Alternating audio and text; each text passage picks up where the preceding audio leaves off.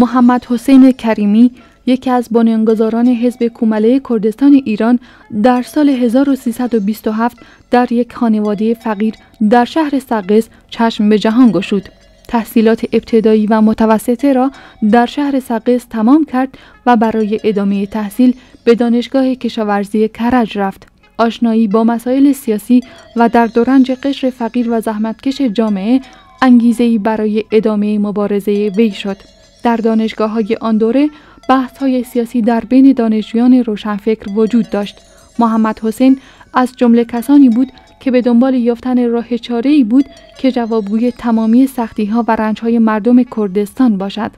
علاوه بر اینها، مبارزه در کردستان رنگ و بویی دیگر داشت و این نیز باعث به وجود آمدن باور سیاسی محمد حسین شد. حملات ساواک گاه باعث رو به کندی رفتن جنبش و مبارزه خلق کرد میشد، ولی دوباره این جنبش جان می گرفت و برپا می شد. اعدام‌ها و خشونت‌ها نتوانست باعث خاموشی جنبش مردم کرد شود، بلکه باعث قوی‌تر شدن آن می شد. کسانی که به مارکسیسم گرایش پیدا کرده بودند به هم نزدیک شدند و با درس گرفتن از مبارزه مسلحانه سالهای 46 و 47 و دیدگاه انتقادی آنها از آن جنبش باعث رو به جلو رفتن و پیشرفت آنها شد. این قدم‌های آغازین برای اولین بار تغییرات اساسی در مبارزه زحمتکشان را ایجاد کرد. این حرکت اولین قدم‌های بنیان نهادن حزب کومله کردستان ایران در سال 1348 بود. محمد حسین کریمی در عملیات رهبری کردن جوانان شهر سقز در حمله به شهربانی شهر سقز بر اثر شلیک گلوله توسط نیروهای رژیم زخمی شد و به مدت 3 روز در بیمارستان بستری بود. جوانان انقلابی کرد در شهر سقز که شهربانی را تصرف کرده بودند در اطراف بیمارستان نگهبانی می‌دادند و از رهبرشان محمد حسین کریمی مراقبت می‌کردند. ولی متاسفانه محمد حسین در غروب روز 26 بهمن ماه سال 1357 بعد از 3 روز زخمی و بستری بودن به کاروان شهیدان کومله پیوست. در مراسم یادبود شهید محمد حسین کریمی به طور آشکارا کومله اعلام موجودیت کرد و روز 26 بهمن روز جانباختن شهید محمد حسین کریمی به عنوان روز کومله نامگذاری شد.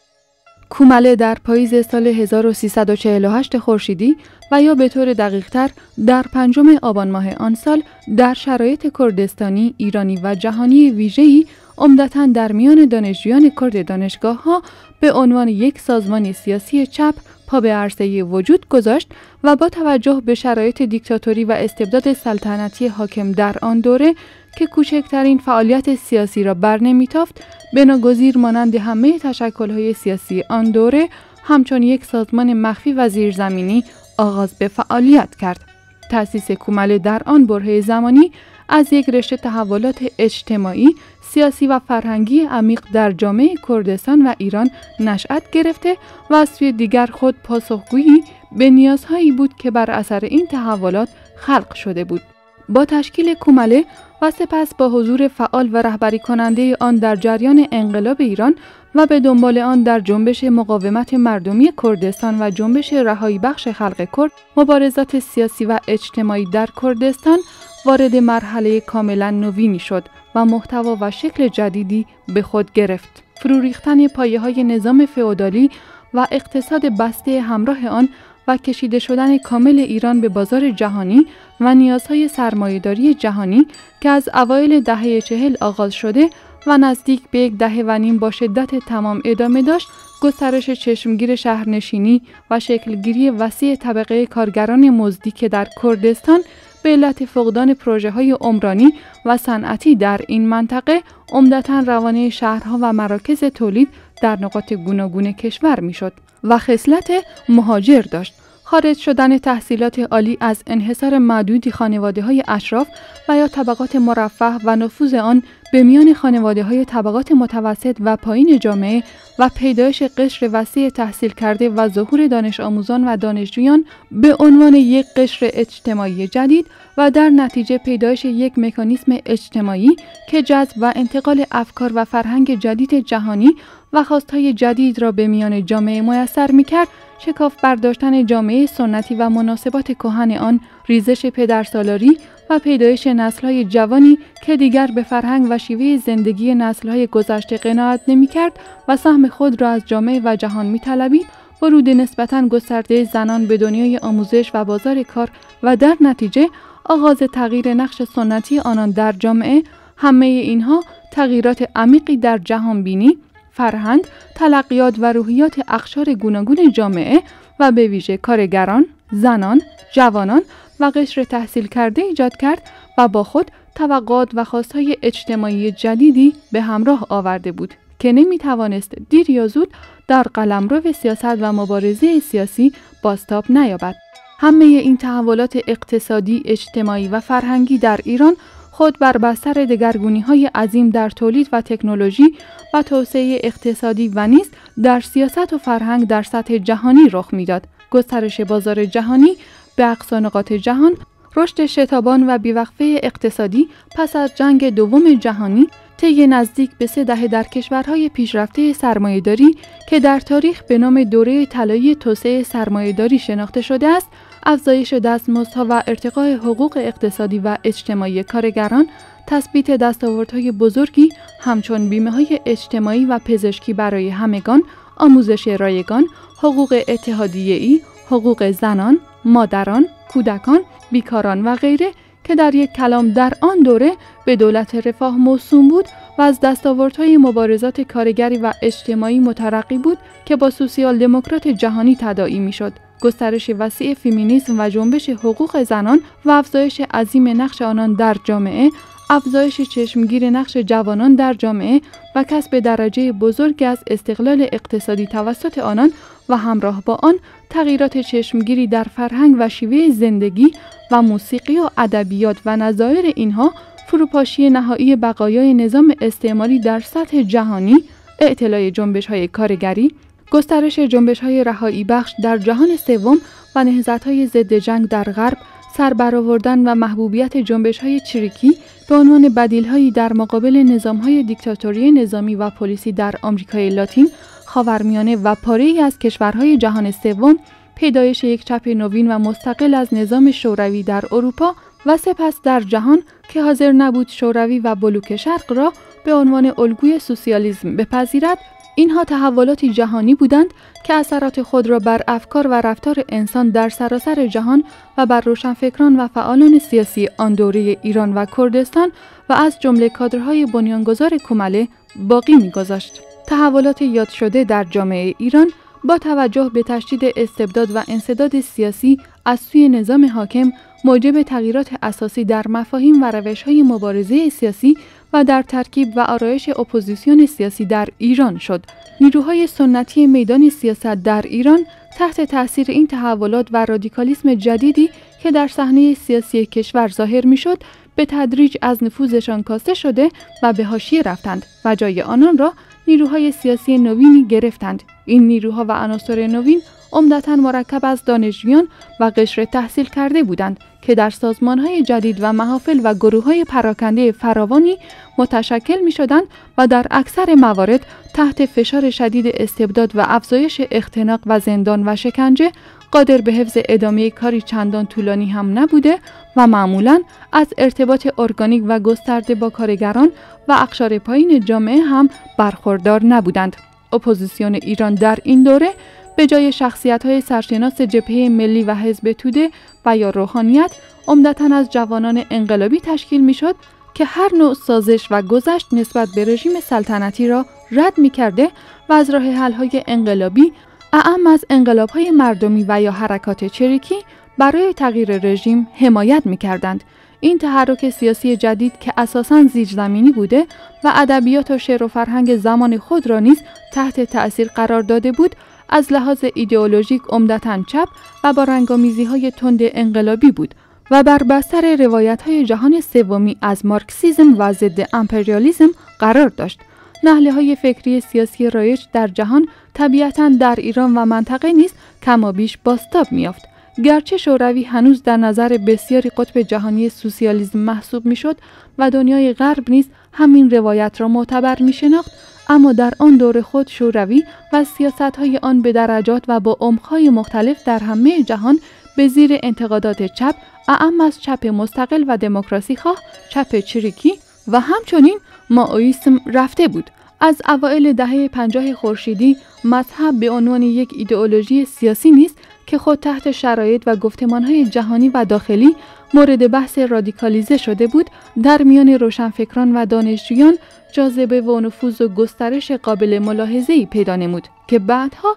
اثرات خود را در انقلاب ایران نشان داد و همچون یک جاده صافکن در خدمت عروج سلطه روحانیت ارتجاعی و استبداد مذهبی ولایت فقیه قرار گرفت. کومله به عنوان یک بازیگر جدید عرصه سیاسی و روشنفکری در کردستان ایران از این تحولات و روندها تأثیر می‌پذیرفت و واکنش نشان میداد و در عین حال تأثیر خود را عمیقاً بر نسل جوان آن دوره کردستان بر جای می‌گذاشت. تغییرات منطقه‌ای و کردستانی نیز طی آن سالها کاملاً چشمگیر و تاثیرگذار بود و یکی از سرچشمه‌های فکری و سیاسی مهم شکلگیری اولیه کومله را تشکیل می‌دهد. سربرآوردن جنبش کرد در کردستان عراق در همان اوایل دهه 40 که به انقلاب ایلول یا سپتامبر معروف شده است، موجب طرح گسترده مسئله کرد و احیا ارتقای شعور ملی در بین نسل جوان و توده مردم کردستان در آن سالها شد. سپس تحولاتی که این جنبش طی کرد و شکست تلخ و تراژیک آن در اواسط دهه 50 زمینه بازبینی جنبش کرد بر اساس دیدگاه‌های جدید و درسگیری از آن تجربه را فراهم ساخت که به نوبه خود در پخته شدن و انتقادی شدن افکار سیاسی در مورد مسئله کرد در میان فعالان سیاسی و روشنفکران نسل جدید تأثیر بسزایی داشت. در کردستان ایران حزب دموکرات که تا سالهای 40 خورشیدی نیز تنها حزب سیاسی و عمده‌ترین ظرفی بود که برای مبارزه و اعتراض در کردستان وجود داشت و با مهمترین رویدادهای تا آن دوره کردستان تداعی میشد، خود با چالش‌های اجتماعی و سیاسی جدیدی مواجه شده بود. این حزب از یک سو باید از پس هضم و کنار آمدن با مفاهیم و مسائل جدید ناشی از تحولات جهانی، ایرانی و منطقه‌ای برمی‌آمد و از سوی دیگر باید با معضل ارتباط تاریخی تنگاتنگ خود با حزب توده و چگونگی تصفیه حساب با آن دست و پنجه نرم می‌کرد. فقدان یک پاسخ شایسته و یک دست به این مسائل به سردرگمی‌ها و تنش‌های درونی میدان میداد و این حزب را در نظر نسل جدید روشنفکران و مبارزان سیاسی کردستان خود به موضوع وارسی و نقد بدل می‌کرد و به تلاش برای فراتر رفتن از آن از جمله در درون خود این حزب زمینه میداد. ایجاد یک جناح جدید یا تشکل جدید به نام کمیته انقلابی حزب دموکرات کردستان ایران در سال 1346 که دیگر حاضر نبود با دیدگاه‌ها و روش‌های سنتی و رهبری سنتی آن ادامه فعالیت دهد، خود نوعی محصول این دوران و تلاشی برای پاسخگویی به همین ضرورت بود. شکلگیری، فعالیت و سپس شکست بعدی این جریان انتقادی و درسگیری از تجربه کمیته انقلابی به نوبه خود یکی از سرچشمه‌های تأثیرگذار بر جریانی بود که بعدها به کومله موسوم شد.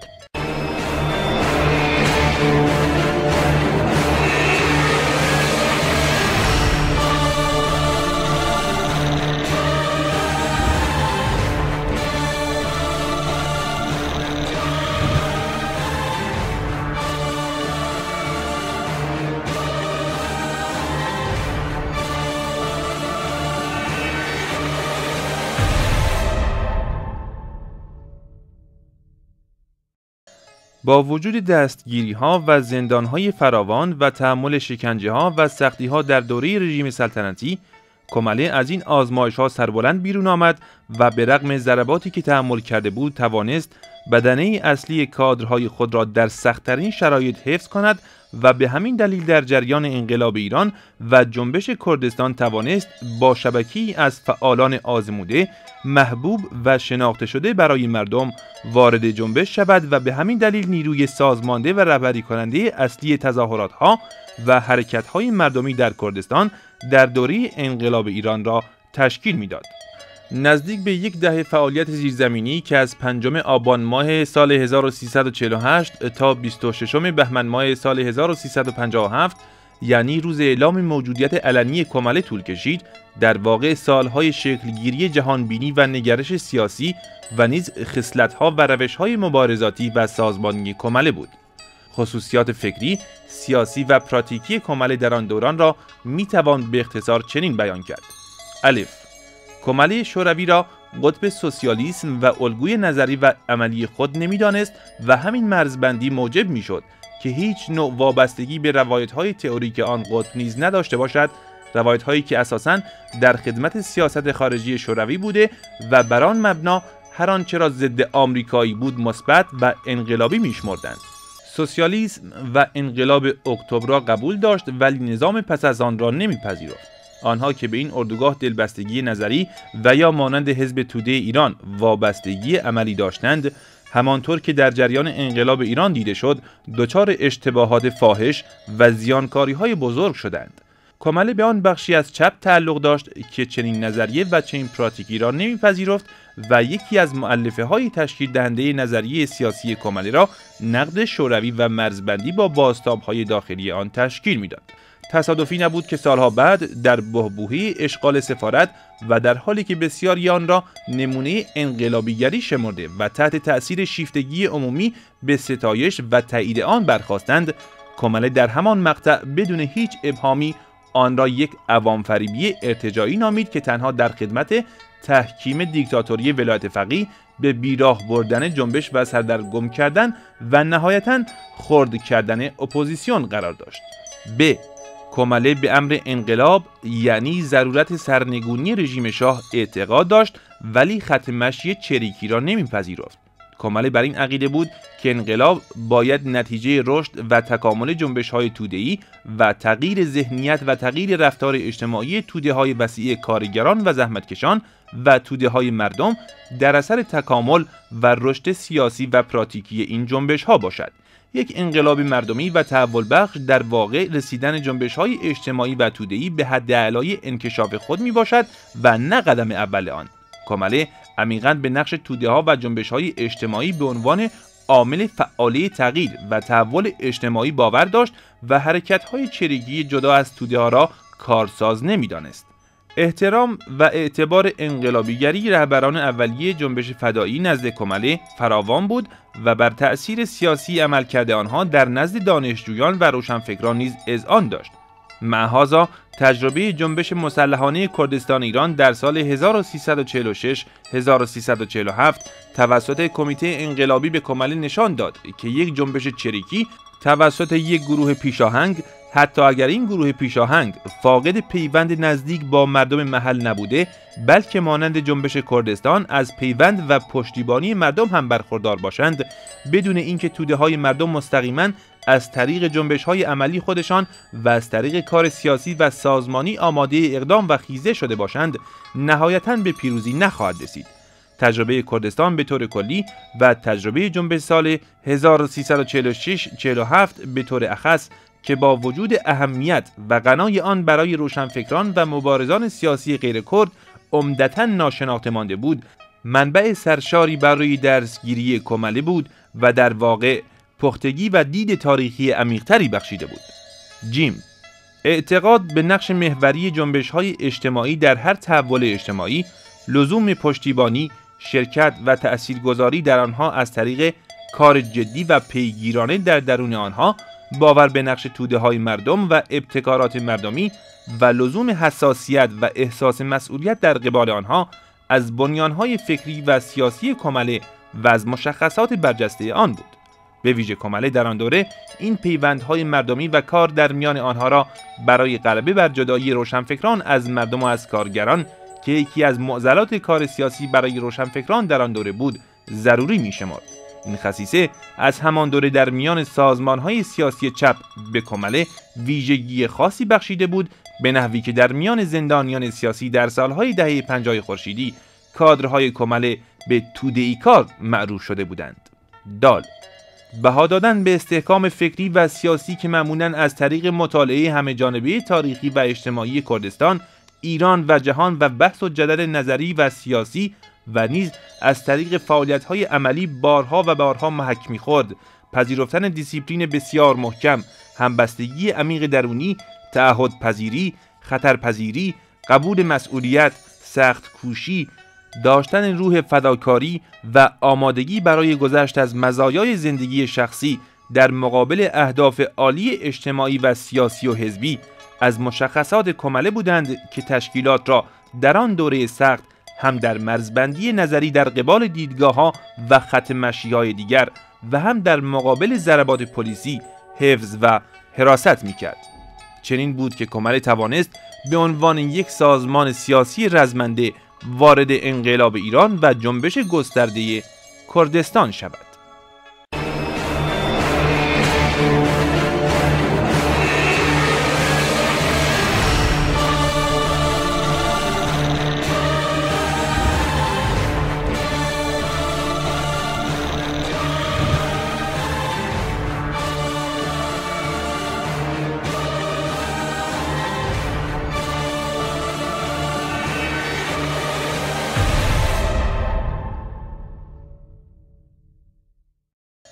دومین مقطع تاریخی مهمی که بر سیر رشد کمله تأثیرات عمیقی گذاشت، انقلاب ایران و متعاقباً جنبش بزرگ مقاومت مردمی و رهایی بخش کردستان بود که طی آن کمله بر جامعه و جنبش روزگار خود تأثیری نازدودنی باقی گذاشت و در این فرایند خود نیز تحولات بزرگی را از سر گذراند و از یک سازمان فشرده و منضبط اما محدود از کادرها به یک حزب اجتماعی وسیع تبدیل شد. کمله با توجه به شبکه کادرها و فعالان خود که در بدنه جامعه داشت و با توجه به اینکه کادرهای آن جدا از تعلق سازمانی خود از شخصیت‌های محبوب مردمی و از زندانیان سیاسی و فعالان سرشناس بودند و با اتکا بر شبکه نسبتاً وسیع هوادارانی که در میان جوانان، دانشجویان و دانش آموزان، آموزگاران و بخشی از کارگران و نیز زحمتکشان روستایی داشت، توانست از همان ابتدا در سازماندهی تظاهرات‌ها و حرکت‌های مردمی نقش درجه اول بازی کند و در رأس بسیاری از آن حرکت‌ها قرار بگیرد. با استفاده از آزادی تدریجی کادرهای رهبری خود از زندان قبل از شروع جنبش آزادیخواهانه علیه رژیم سلطنتی و سال 1356 کمله به تجدید سازمان خود پرداخت و توانست با انسجام و سازماندهی محکمتری به استقبال رویدادهای بزرگ آتی برود. در ادامه این روند کمله اولین کنگره خود را در پاییز سال 1357 به طور مخفیانه برگزار نمود.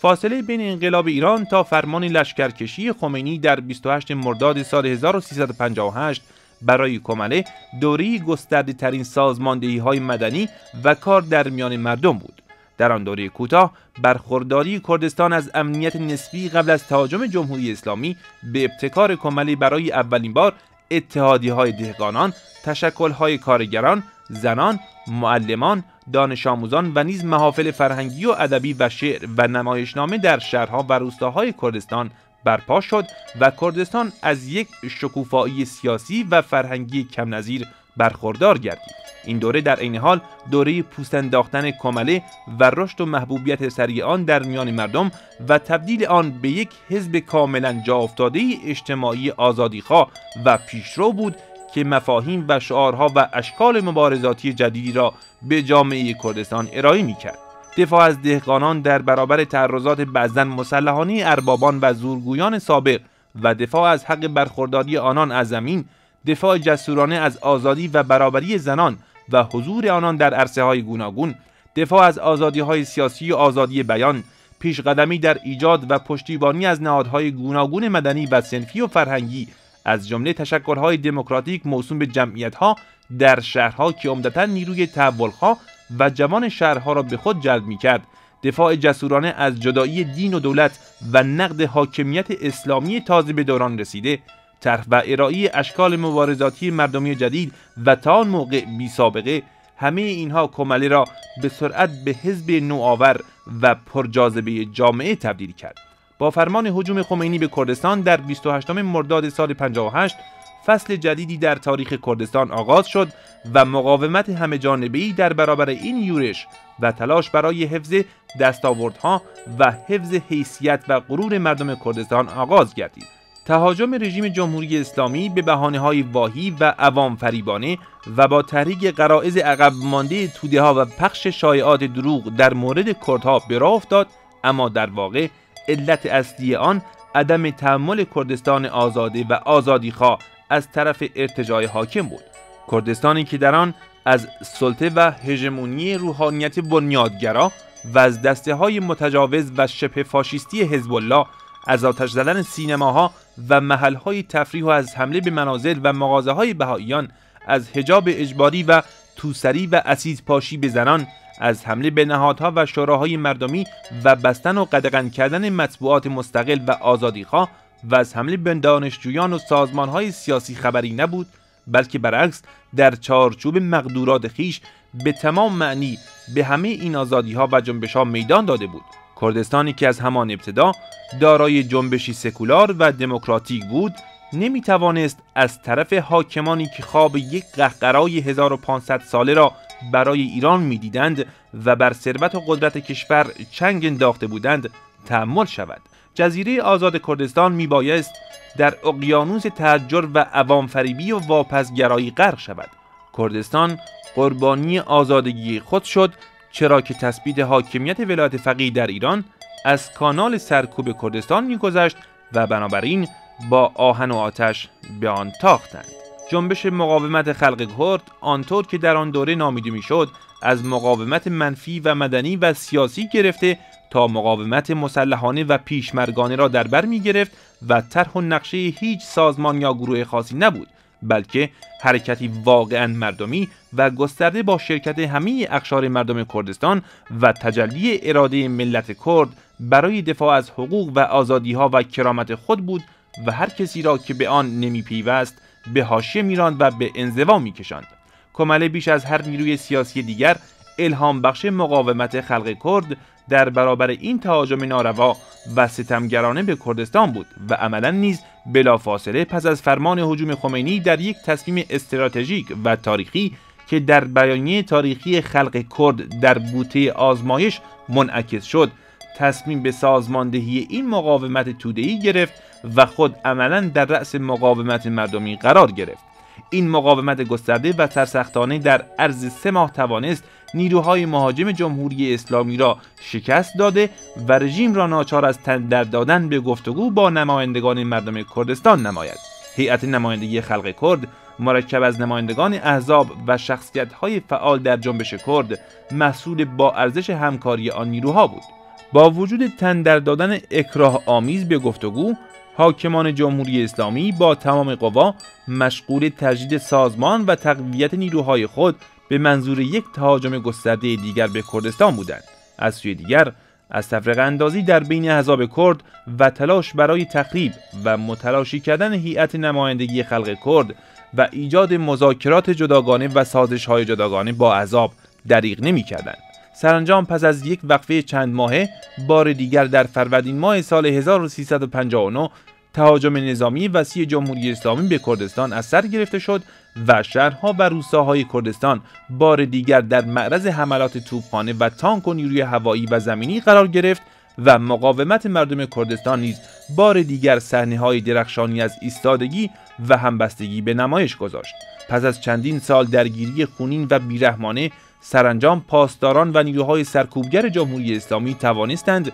این سرزمین را اشغال کنند بدون اینکه اراده مردم آن را به زانو درآورده و یا سست کرده باشند. کماله طی این مبارزه و مقاومت سرسختانه و مشروع بیش از 2000 تن از بهترین رزمندگان صفوف خود را از دست داد، ولی در این حال از این طریق با نثار خون بهترین کادرها و پیشمرگان خیش عمیق‌ترین پیمان وفا و همبستگی با مردم خود بست و برای همیشه در تاریخ کردستان تثبیت شد.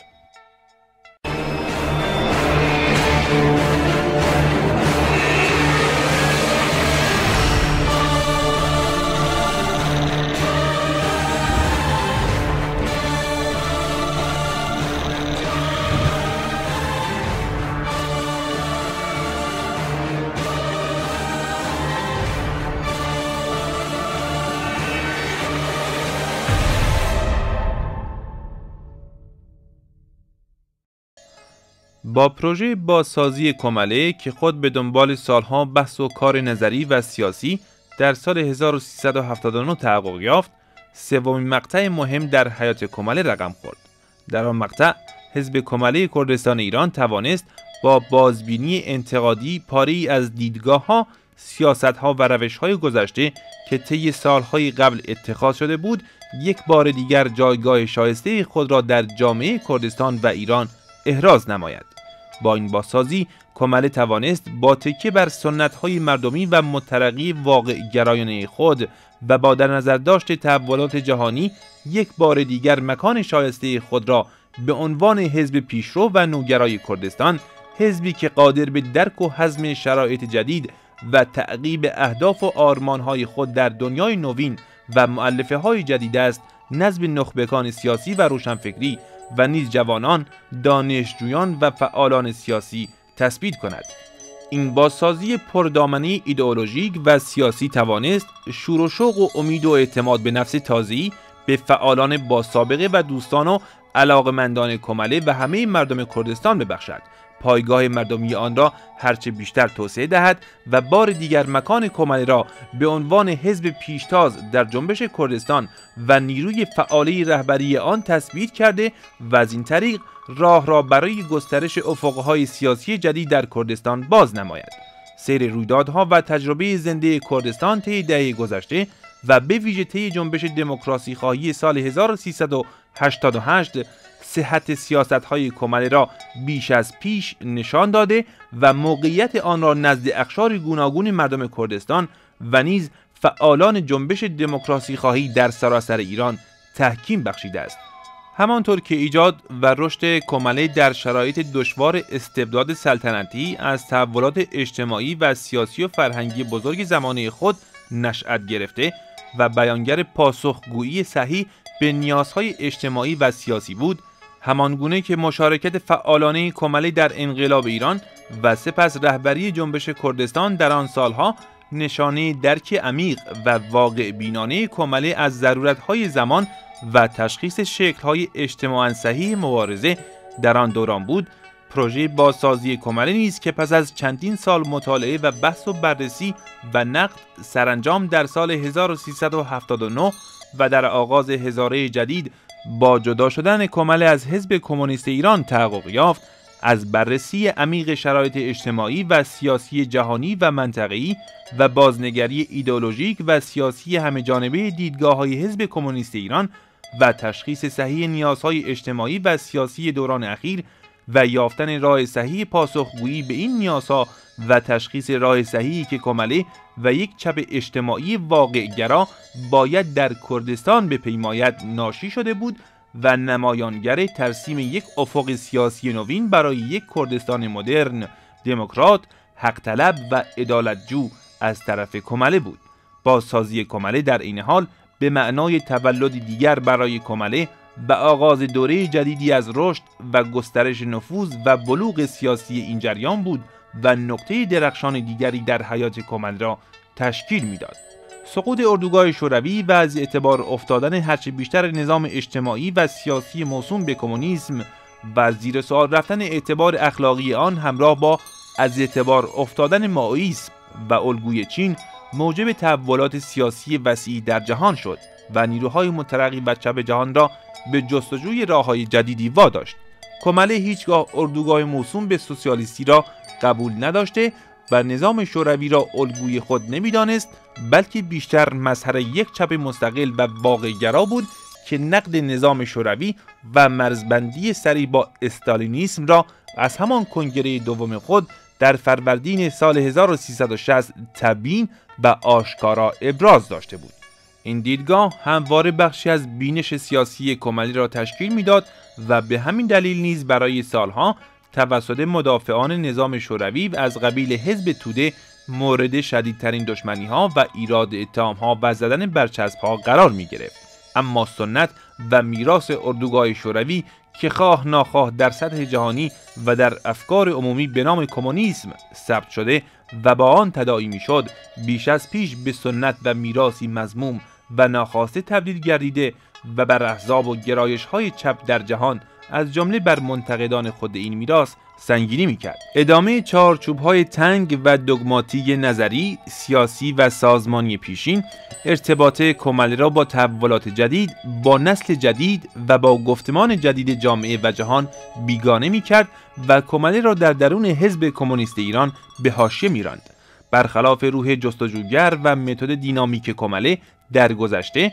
حزب کمونیست ایران کماله را در پوسته سخت و غیر قابل انعطاف دگم‌هایی اسیر کرده بود که در آن سپهر نه چالش‌ها را به درستی می‌شناخت و نه قادر به مقابله با آنها می‌شد و نه برای بهره برداری هوشمندانه از فرصت‌ها توانی در خود باقی می‌گذاشت. نه فقط نوگرایی و پیشتازی نظری و سیاسی را از دست می‌داد، بلکه کاملاً به حاشیه رانده می‌شد و تنها سر در لاک خود کردن و ارتزاق از نوستالژی گذشته برایش باقی می‌ماند. کماله با تشخیص و درک این تحولات به یک وارسی مجدد و بازنگری، به یک خوانش نوین و به تطبیق خود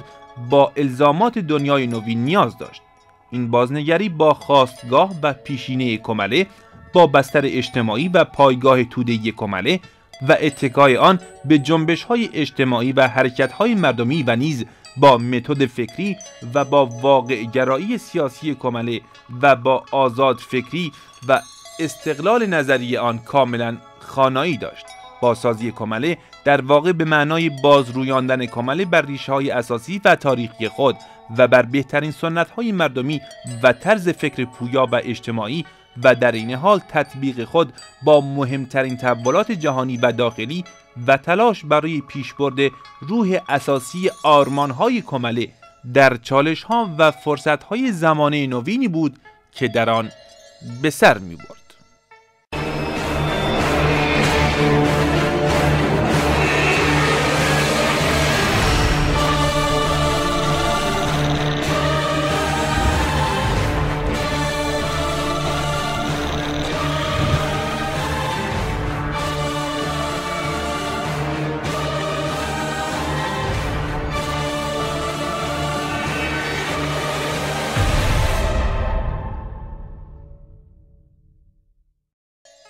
حزب کماله کردستان ایران حزبی است سوسیالیستی و معتقد به عدالت اجتماعی که علیه نابرابری‌ها و بی‌عدالتی‌های اجتماعی پیکار می‌کند. کماله خود را در درجه اول بیانگر و مدافع حقوق و منافع کارگران و حقوق بگیران کم درآمد، زنان، جوانان و اقشار تحت ستم جامعه می‌داند و برای تأمین حقوق اقتصادی، اجتماعی، سیاسی و فرهنگی آنها و برای قرار گرفتن آنان در موقعیت مساعدتر جهت تأمین و تحقق این حقوق در جامعه و تأمین حق مشارکت همگانی در تصمیم گیری های اجتماعی در سطح محلی و کشوری تلاش می کند. کماله تلاش برای تأمین عدالت اجتماعی، ایجاد فرصت های برابر، قانون کار مترقی، آزادی تشکل ها و نهادهای صنفی، سازمانیابی آزادانه و مستقل کارگران، از جمله حق ایجاد اتحادیه‌های کارگری، تامین بیمه‌های اجتماعی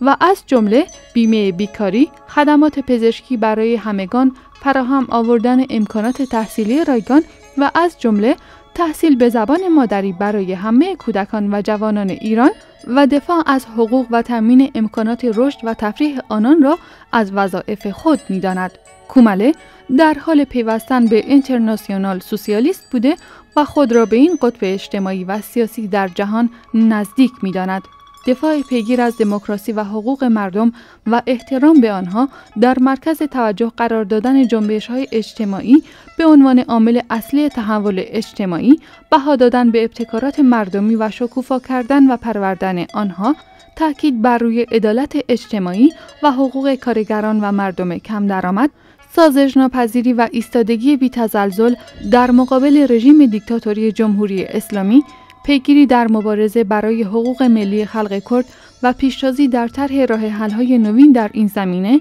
شناسه‌های اصلی کماله و خط آن را در کردستان تشکیل می‌داده است. هزاران نفر در صفوف کماله در راه تحقق برای این آرمان‌های عادلانه جان باختند. حزب کومله کردستان ایران به ویژه بر روی دموکراتیزه کردن کامل زندگی سیاسی و اجتماعی در جامعه ایران تاکید می‌کند و در این راستا برای جدایی کامل دین از دولت، برابری کامل حقوق زن و مرد، آزادی‌های کامل سیاسی، آزادی بیان و مطبوعات، آزادی احزاب، تشکل‌ها و اتحادیه‌های صنفی، قانون اساسی دموکراتیک، مدرن و مترقی، رفع ستم و تبعیضات ملی، اتنیکی، زبانی، جنسی، مذهبی و عقیدتی مبارزه می‌کند. کومله بر آن است که بدون حل دموکراتیک معضل تبعیضات ملی و قومی و زبانی و مذهبی در ایران، تحقق دموکراسی پایدار و واقعی در کشور ناممکن بوده و لذا به این منظور خواهان یک نظام فدراتیو است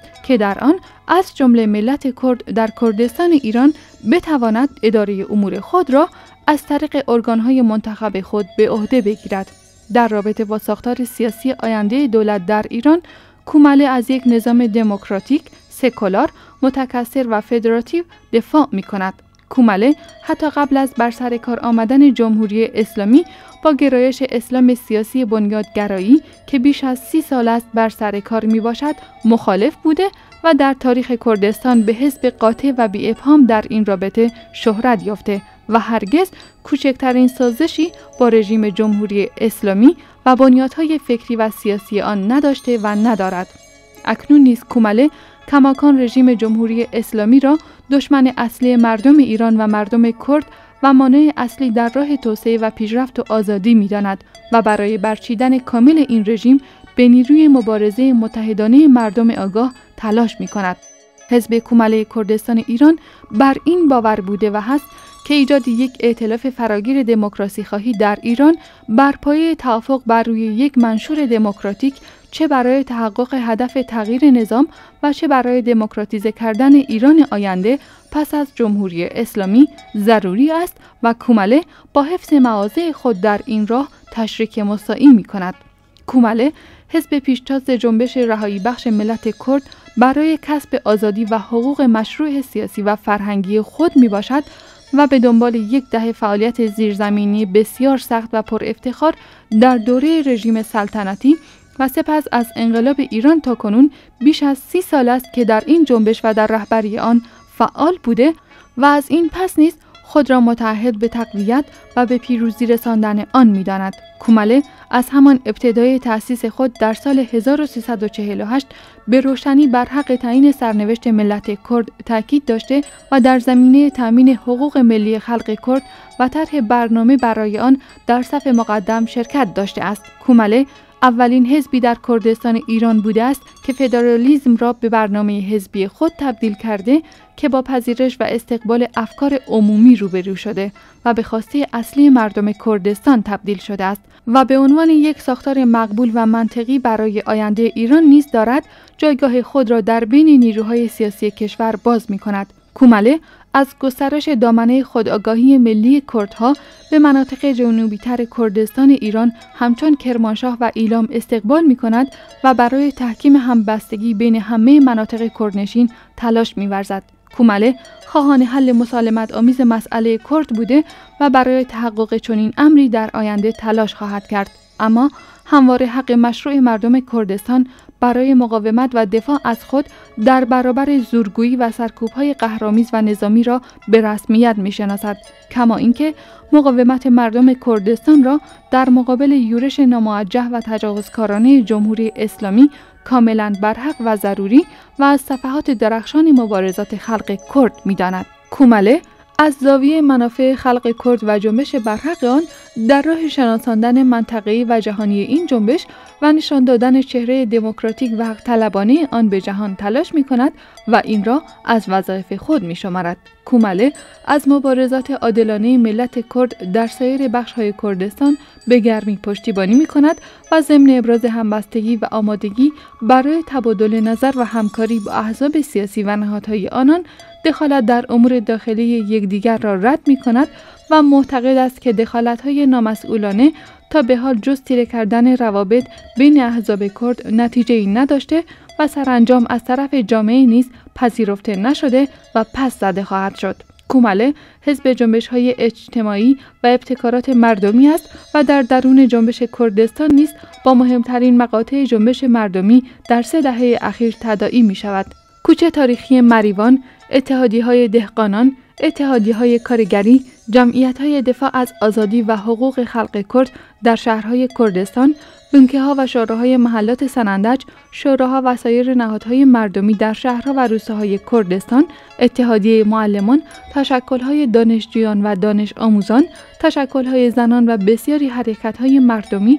و تشکل‌های اجتماعی و مدنی از سالها پیش به عنوان بخشی از نوآری‌های کومله در جامعه کردستان شناخته شده و به یکی از شناسه‌های کومله تبدیل شده است. جنبش اعتراضی گسترده شهرهای کردستان در تابستان سال 1384 و نیز اعتصاب عمومی موافق اردیبهشت ماه سال 1389 در اعتراض به اعدام‌ها نمونه‌های برجسته دیگری از ظرفیت بالای جنبش کردستان و نیز از نقش مؤثر کومله در بسیج مردمی است. امروز و در شرایط جهانی و منطقه جدیدی که با آن مواجهیم، کومله تلاش می‌کند کاملاً خود را با جنبش‌های اجتماعی، جنبش کارگری، جنبش زنان، جنبش دانشجویی، جنبش‌های مدنی گوناگون عجین کرده و به همکار و مدافع و مبین اصلی آنها در کردستان تبدیل کند. کومله همواره بر روی خط دموکراسی خواهی در درون خود کردستان تاکید کرده و بر این باور بوده است که کردستان آزاد باید نه فقط از ستم ملی بلکه همچنین از استبداد و دیکتاتوری در درون خود نیز آزاد باشد. کومله مدافع اصلی دموکراسی خواهی و حقوق شهروندی مردم در کردستان را تشکیل می‌داده و بهای سنگینی نیز برای آن پرداخته است. کومله طی دهه‌های گذشته حزب مبارزه برای آزادی زنان و حقوق آنها بوده است. دفاع جسورانه از حقوق زنان، قائل شدن نقش پیشتاز برای زنان و سپردن مسئولیت‌هایی به آنان که سنتاً به مردان تعلق داشت و در نوردیدن بسیاری از محدودیت‌هایی که در آن دوره حتی برای بسیاری از احزاب اپوزیسیون خط قرمز محسوب می‌شد، بخشی از سنت‌هایی است که به ابتکار کومله در کردستان باب شد. از جمله کومله اولین حزبی در همه کردستان بود که نیروی پیشمرگ زن را در مقیاس وسیع سازمان داد و مسئولیت‌های سیاسی و سازمانی حساس به آنها سپرد، به نحوی که در نظر مردم کردستان در آن سالها وجود حضور گسترده زنان پیشمرگ یکی از شناسه‌های کومله شده بود. مبارزه علیه سنت‌های گذشته گرایانه و تحقیرآمیز علیه زنان، تلاش برای زدودن همه آثار تبعیض علیه آنان، لغو همه قوانینی که زن را در موقعیت حقوقی، اقتصادی، اجتماعی و خانوادگی فرودستی قرار می‌دهد و تامین برابری کامل حقوق زنان با مردان از وظایف اساسی کومله شمرده می شود. کومله بر آن است که بدون آزادی و برابری کامل زنان نه دموکراسی، نه حقوق بشر، نه جنبش کرد و نه سوسیالیسم معنای واقعی خود را نخواهد یافت. کومله حزب مدافع جامعه مدنی و متکثر و فرهنگ پیشرو در کردستان و تجلی آرمان‌های آزادیخواهانه و دموکراتیک و نوگرایانه مردم کرد است. کومله با سنت‌های عقب افتاده و زیانبار که به ویژه علیه زنان و کودکان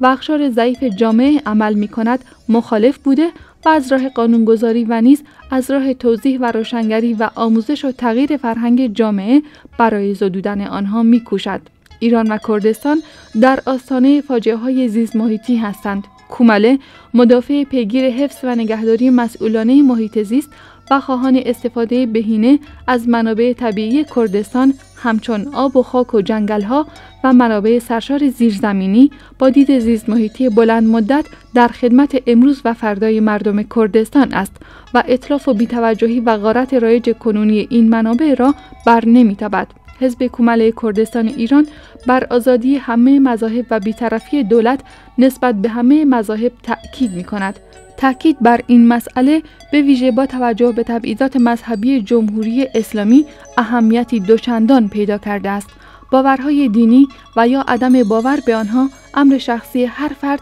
و از تعرض دولت مصون است. سنی، شیعه، یارسان، مسیحی، بهایی و سایر ادیان و مذاهب در کردستان آزاد خواهند بود و اشحاف و تبعیض مذهبی و نیز دشمنی و نفرت پراکنی مذهبی که میراث ارتجاعی جمهوری اسلامی است باید با خود این رژیم به زباله‌دان تاریخ افکنده شود. کومله به منظور تقویت دموکراسی و گرایش‌های دموکراسی خواهانه از همه جنبش‌های دموکراتیک، جنبش کارگری، زنان، دانشجویان و سایر جنبش‌های اجتماعی مترقی پشتیبانی می‌کند و در عین حال خود را مجاز می‌داند که علیه دیکتاتوری حاکم و به منظور برچیدن این رژیم ضمن حفظ استقلال و در راستای اهداف خود در صورت لزوم در ائتلاف‌های سیاسی شرکت نماید. کومله منشور جهانی حقوق بشر را به رسمیت شناخته و برای تبدیل آن به مبنایی برای زندگی و تعامل حکومت و مردم در سراسر ایران و از جمله در کردستان تلاش می‌کند. کومله در همین راستا از لغو مجازات اعدام پشتیبانی کرده و خواهان گنجاندن آن در قانون اساسی آینده ایران است. کومله بر تکثر و پلورالیسم در ایران و در کردستان به عنوان یکی از فرآورده‌های رشد و توسعه اجتماعی و ورود به مدرنیته در جامعه تاکید می‌کند. به آن احترام می‌گذارد و خود را حافظ آن می‌داند و بر این باور است که بازگشت به دوره انحصار طلبی‌های حزبی و نظام‌های تک حزبی نه ممکن و نه مفید است و جامعه را از شکوفایی سیاسی و فکری و رقابت‌های سالم باز می‌دارد. در چنین شرایطی امر وحدت مبارزاتی مردم کردستان که همچنان از اهمیت حیاتی برخوردار است، باید از طریق همکاری و ایجاد اتحادها و ائتلاف‌های سیاسی و جبهه‌های کردستانی تامین و این خلأ بزرگ پر شود. بر اساس همین طرز فکر، کومله مانند همیشه به کار بردن خشونت در رقابت‌های آزادانه سیاسی و از جمله در رابطه با احزاب و گروه‌های سیاسی جنبش کردستان را رد می‌کند و بر آن است که خدمات گذشته کومله در دوره‌های سخت جنبش هرچه بوده باشد و هر اندازه جای قدردانی از طرف جامعه باشد، نهایتاً سرنوشت سیاسی کردستان را باید انتخاب مردم و صندوق‌های رأی تعیین کنند. کومله مانند همیشه تعلقات حزبی و سیاسی کلی شهروندان را محترم می‌شناسد و بر آن است که انتخاب راه سیاسی و حزب سیاسی و از جمله پیوستن به این و یا گسستن از آن حزب باید امری آزادانه باشد. برخوردهای خشونت آمیز باید از طرف همه احزاب و ترجیحاً در یک سند مشترک رد شود و با تعهد بر روی منشور مشترک راه برخوردها و جنگ‌های داخلی در کردستان برای همیشه بسته شود. با توجه به سابقه مبارزه مسلحانه و مسلح بودن احزاب کرد که خود ریشه در مقاومت مشروع و برحق خلق کرد در برابر ستم و سرکوب دارد، باید از همکنون با تلاش مشترک موازین یک جامعه مدنی، دموکراتیک و قانونمدار را در کردستان تدوین و تصویب کرد و همه موانع راه توسعه و شکوفایی سیاسی و فرهنگی آینده کردستان را از همکنون برطرف نمود. کومله سالهاست که تلاش برای ایجاد یک جبهه متحد کردستانی در میان احزاب و نهادها و شخصیت‌های کردستان را یکی از اولویت‌های سیاست خود قرار داده و برای آن تلاش می‌کند. گرچه این وجه نظر اکنون مدت هاست که به خواست عمومی خلق کرد تبدیل شده است، اما متاسفانه خلأ وجود آن به جای خویش باقی است و کومله کماکان بر این فراخوان و حمایت از آن تاکید می‌کند و تحقق آن را یکی از ابزارهای مؤثر مردم کرد در مبارزه علیه جمهوری اسلامی و نیز در خدمت تثبیت خواستهای ملی کردها و تحکیم موقعیت سیاسی آنها در ایران می‌داند. کومله سیاست دشمنی با جهان و از جمله غرب ستیزی کورکورانه و گذشته گرایانه غالب شده توسط اسلام سیاسی بر ایران را رد می‌کند و ضمن تکیه بر استقلال سیاسی معتقد است که تعامل سازنده با جهان و به ویژه با همسایگان باید مبنای سیاست خارجی ایران باشد. حزب کومله کردستان ایران سیاست خارجی ماجراجویانه رژیم جمهوری اسلامی، پشتیبانی از تروریسم و صدور آن به منطقه و جهان، تحریک اختلافات و دشمنی مذهبی در منطقه خاورمیانه، ایجاد تشنج و ناامنی در منطقه و نیز تلاش جمهوری اسلامی برای دستیابی به سلاح هسته‌ای را رد می‌کند و رژیم حاکم را در انزوا و ایجاد محدودیت‌های سیاسی و اقتصادی و تکنولوژیک بر ایران مقصر می‌شناسد. کومله تاکید می‌کند که به جای چهره خشونتگرا، تشنج طلب و خرافه پروری که جمهوری اسلامی از ایران به دست داده است، یک ایران دموکراتیک از لحاظ اقتصادی نیرومند و از لحاظ فرهنگی پیشرو می‌تواند تمام منطقه را به شیوه مثبت تحت تأثیر قرار داده و بیشترین امنیت و آسایش را برای مردم کشور نیز فراهم سازد. تامین توسعه اقتصادی پایدار توأم با عدالت اجتماعی